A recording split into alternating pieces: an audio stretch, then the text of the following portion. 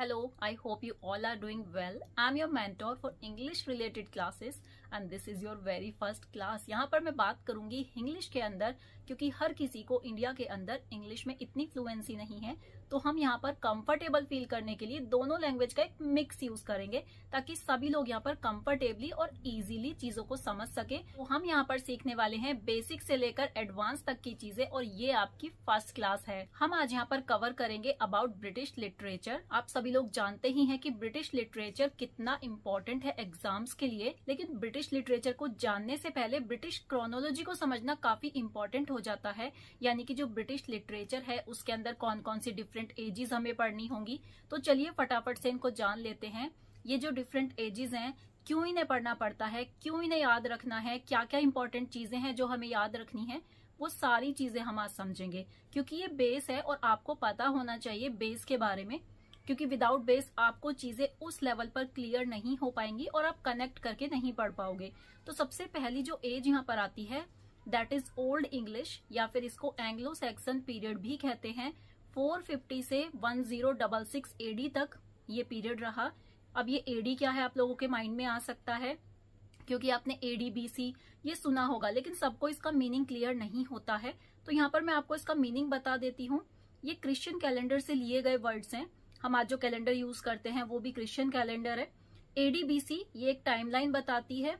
BC means यहाँ पर before Christ के जो जीसस क्राइस्ट है उनके जन्म से पहले की जो घटनाएं हुई थी वो बीसी बोली जाती हैं। एंड एडी जो आफ्टर क्राइस्ट वॉज बोर्न, तो क्राइस्ट के जन्म के बाद जो चीजें हुई उनको एडी बोला जाता है। तो आई थिंक आपको एडी बीसी का कॉन्सेप्ट यहाँ पर क्लियर हो गया होगा। तो हम बात कर रहे थे एंग्लो सैक्सन एज की। तो इस एज की शुरुआत तब हुई थी जब ब्रिटिश के अंदर 3 ट्राइब्स आई थी, Angels, Saxons and Jutes. Mainly इन्हें जर्मनिक ट्राइब्स माना जाता है, ओरिजिनली जर्मनी बेस्ड है ये। और ब्रिटेन के अंदर ये लोग आए, धीरे धीरे इन्होंने ब्रिटेन को कॉन्कर कर लिया।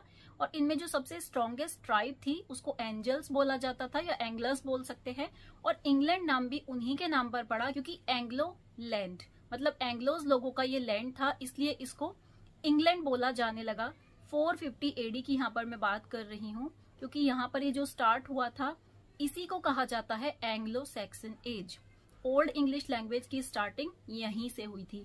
मींस इससे पहले इंग्लिश का एक एग्जिस्टेंस अगर बोल सकते हैं तो इंग्लिश कहीं पर भी नहीं थी। सबसे पहली जो इंग्लिश की शुरुआत हुई ओल्ड इंग्लिश लैंग्वेज की वो यहीं से हुई, एंग्लो सैक्सन एज से।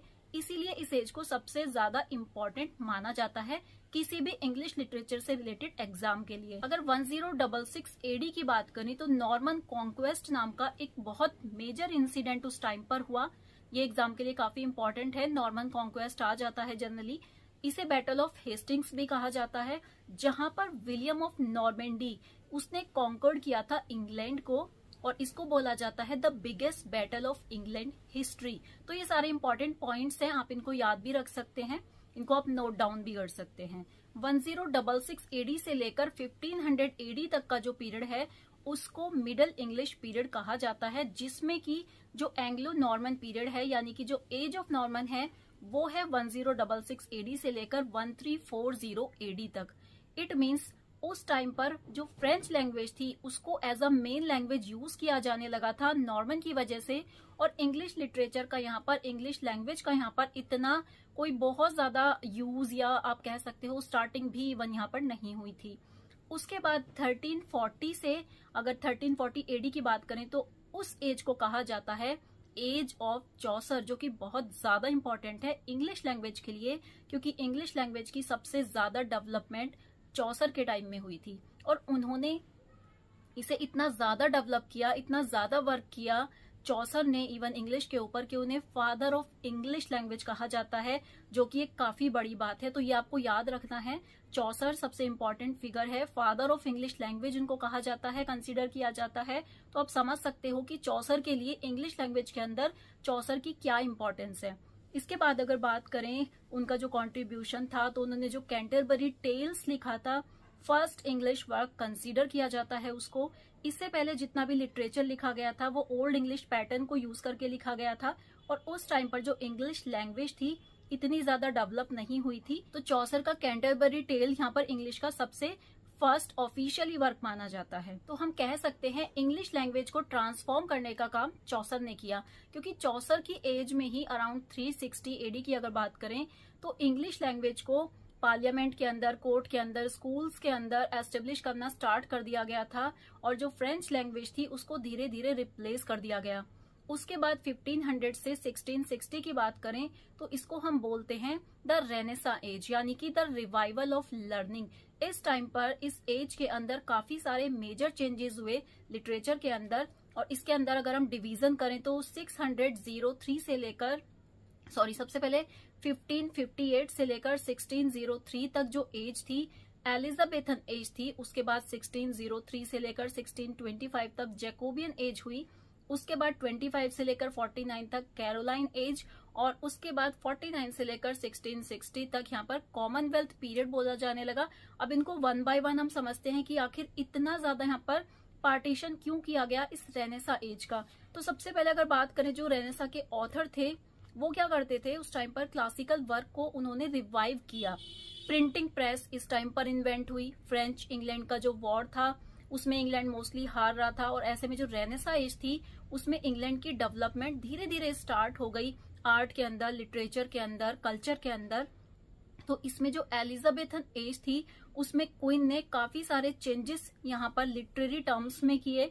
1400 से लेकर 1550 तक जो बीच का पीरियड था उसको डार्क एज बोला जाता था। इस टाइम पर न्यू टेस्टामेंट पब्लिश किया गया था, विलियम टिंडेल ने इसको किया था, थॉमस इलियट ने डिक्शनरी को पब्लिश किया था, मार्टिन लूथर बहुत ज्यादा एक इम्पॉर्टेंट पर्सन थे जिनसे लोग इन्फ्लुएंस्ड होते थे।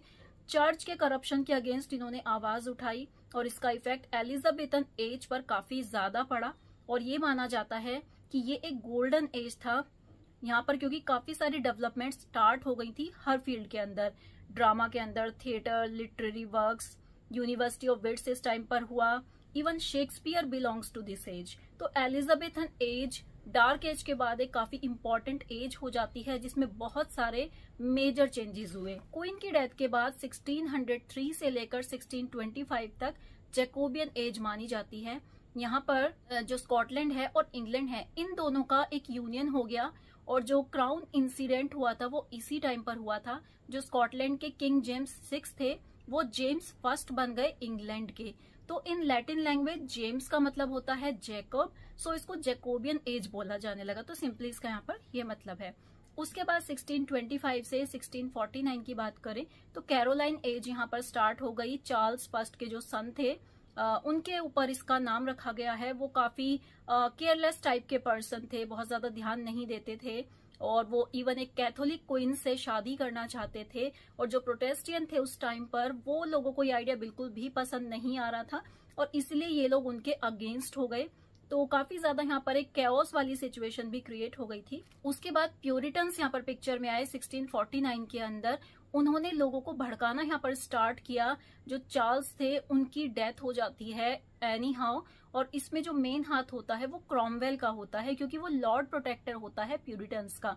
तो यहाँ पर कहीं ना कहीं अगर डॉट्स को कनेक्ट करेंगे तो चीजें यहाँ पर एक कॉन्स्पिरेसी टाइप से चल रही थी, एंड उसी के अकॉर्डिंग यहाँ पर चीजें डेवलप हो रही थी धीरे धीरे।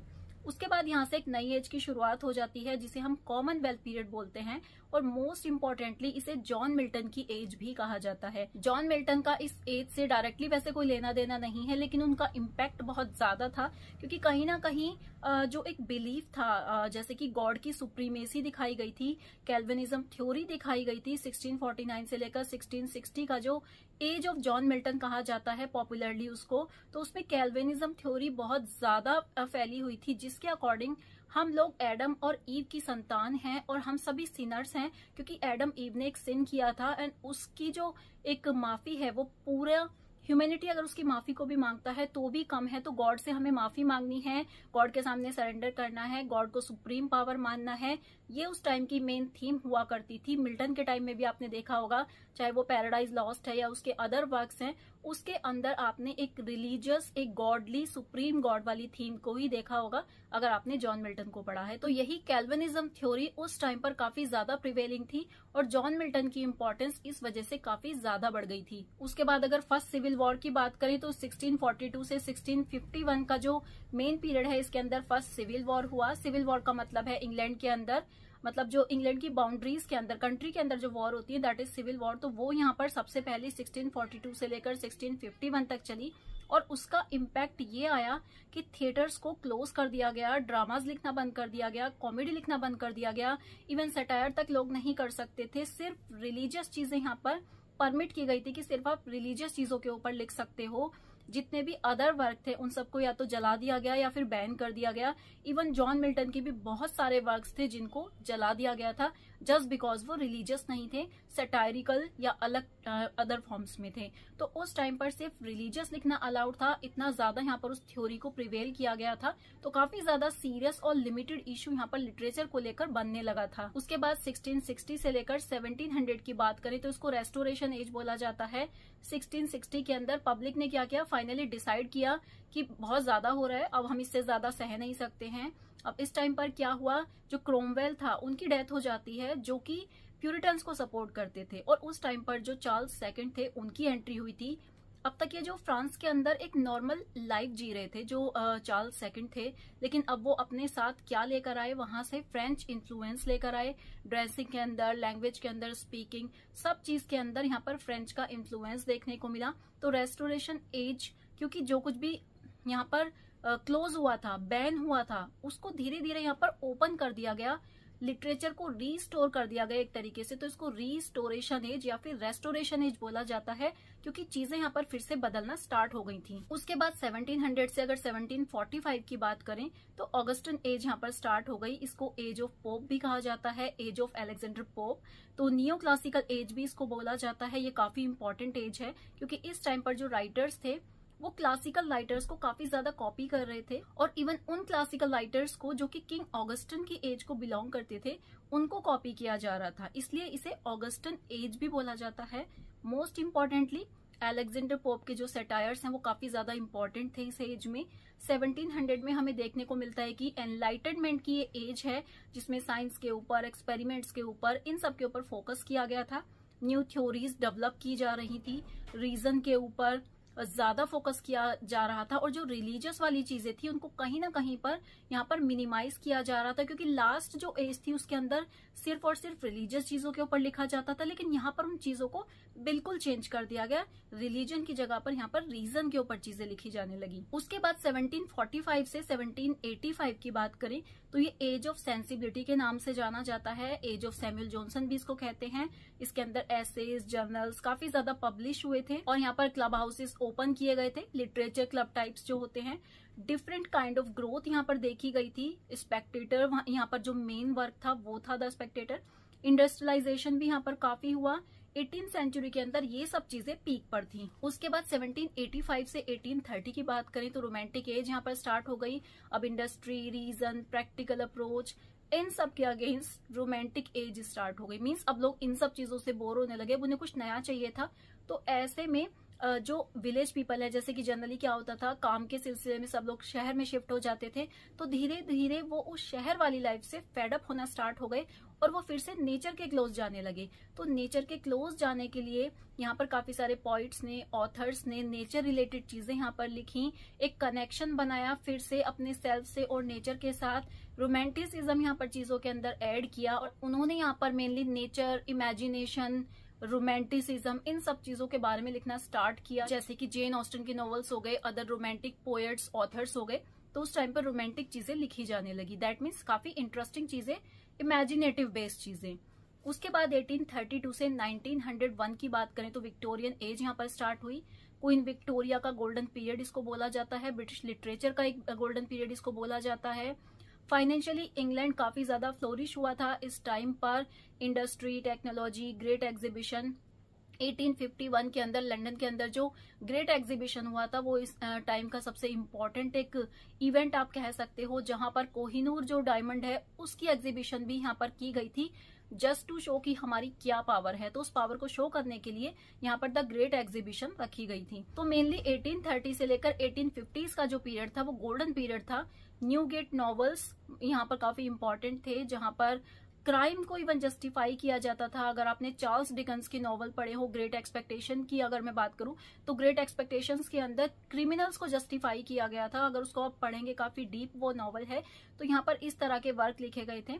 तो काफी चेंजेस आ गए थे रोमांटिक एक एज के बाद। यहाँ पर जैसे ही विक्टोरियन एज आई, उसके बाद 1901 से लेकर 1914 तक का जो पीरियड था वो एडवर्डियन पीरियड था। उसके बाद 1910 से लेकर 1936 तक का जॉर्जियन पीरियड, और 1910 से लेकर 1945 तक का मॉडर्न एज पीरियड कहा जाता है। इस टाइम के मेजर इवेंट की अगर मैं बात करूं तो टाइटैनिक इस टाइम पर डूब गया था, जो कि अपने आप में एक बहुत बड़ा मेजर इंसिडेंट था।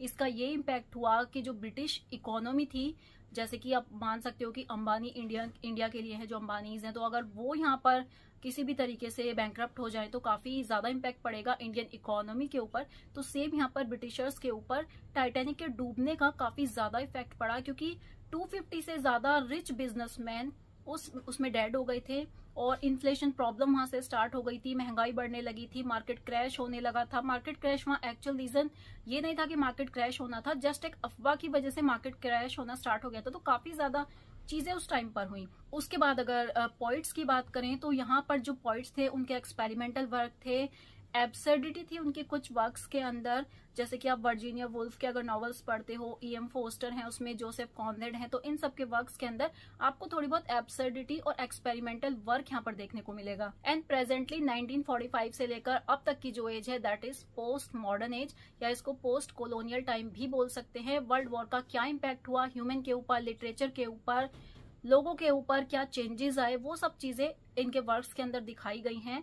तो आजकल के जो राइटर हैं उनको कॉन्टेम्प्रेरी राइटर्स बोला जाता है। और ये पूरी की पूरी एक क्रोनोलॉजी है पूरे ब्रिटिश लिटरेचर की, कि स्टार्टिंग से क्या हुआ जब इंग्लिश लैंग्वेज नहीं थी, उसके बाद कैसे कैसे धीरे धीरे लैंग्वेज डेवलप हुई, उसके बाद कैसे चीजें यहाँ पर फॉर्म हुई, क्या क्या अप्स एंड डाउन्स आए इंग्लिश लिटरेचर को फॉर्म होने के टाइम पर, और किस तरह के राइटर्स, किस तरह की एज, क्या क्या सिचुएशंस यहाँ पर, क्या टाइम रहा, उसके अकॉर्डिंग लिटरेचर ने क्या क्या चीजें यहाँ पर देखी, वो सब कुछ इन एजेस के थ्रू आप पढ़ोगे। तो ये जस्ट मैंने आपको इंट्रोडक्शन दिया है कि आपको क्या क्या इस लिटरेचर के अंदर पढ़ना है। बाकी आपका कोई भी डाउट है तो आप मुझे कमेंट सेक्शन में भी शेयर कर सकते हो। फिलहाल मैंने सारी जो क्रोनोलॉजी है उसको 1 बाय 1 क्लियर करने की कोशिश करी है। बाई चांस कोई मिस्टेक हो गई हो या कुछ रह गया हो तो आप चाहे तो कमेंट सेक्शन में ऐड करके मुझे बता देना, और आपको ये क्लास कैसी लगी इसका फीडबैक मुझे जरूर देना। Thank you for watching the class.